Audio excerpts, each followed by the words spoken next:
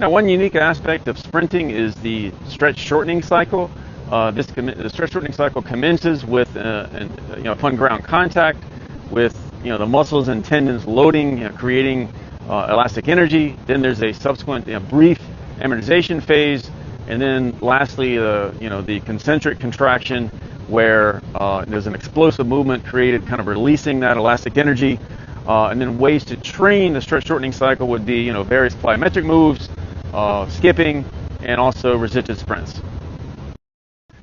Dorsiflexion refers to having your toes pointed up towards your shin and having the ankle kind of in a stiff cock position.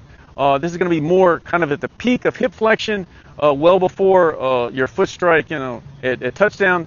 You're going to transition from plantar flexion after toe off, kind of trying to get the move towards dorsiflexion by creating a shorter lever, which allows the trail leg to come more quickly under your hips.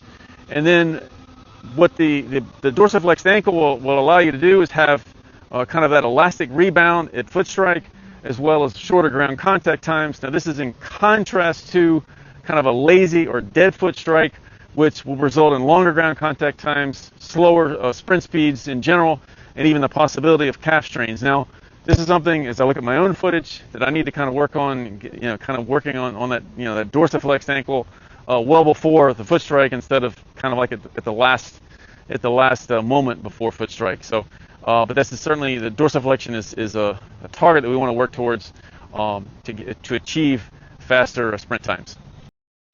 Reactive strength is the ability to rapidly switch from an eccentric movement to an explosive concentric movement. This is critical during the max velocity phase, where you've got very short ground contact times but large forces being applied. Now, there's a reactive strength index, which is measured based on jump height divided by ground contact time.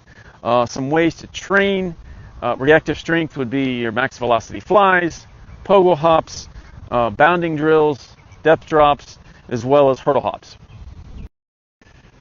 Sprint training requires high-intensity efforts to generate the necessary neural adaptations, but excess exposure to acceleration work, max velocity intervals, plyometric work, and Olympic lifts can eventually lead to a degradation in sprint mechanics, an increase in injury risk, and also a reduction in neural output. Now, CNS fatigue, it's basically this reduction in output of the central nervous system, which is kind of its ability to recruit and fire motor units, and then ultimately what this means is that you're having less explosiveness out of the blocks, slower top end speed, and so some signs to kind of watch out for in your training.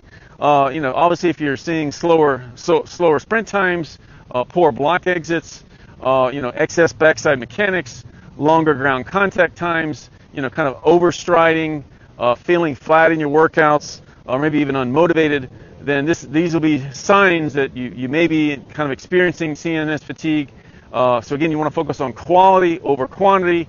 Make sure you have adequate rest periods between intervals, kind of at 1 minute per 10 meter of sprint interval distance between intervals.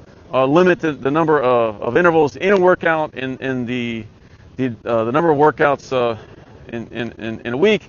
And then if you're seeing slowing down of your sprint time within a workout at a particular distance, say more than 3%, then it's probably time to cut that short, because again, if you lead to CNS fatigue, that's going to affect your ability to actually perform in a race. Triple extension is a simultaneous extension and alignment of the hips, the knee, and the ankle, which more typically will occur or be obvious at block exit, as well as during early acceleration. During these times, you'll also typically find that the spine and head will be in alignment with the lower body as well. And the reason why triple extension is important for sprint athletes is because the speed of an athlete is not only a function of the force that's being applied, but also how quickly it's being applied, as well as the direction that force is being applied.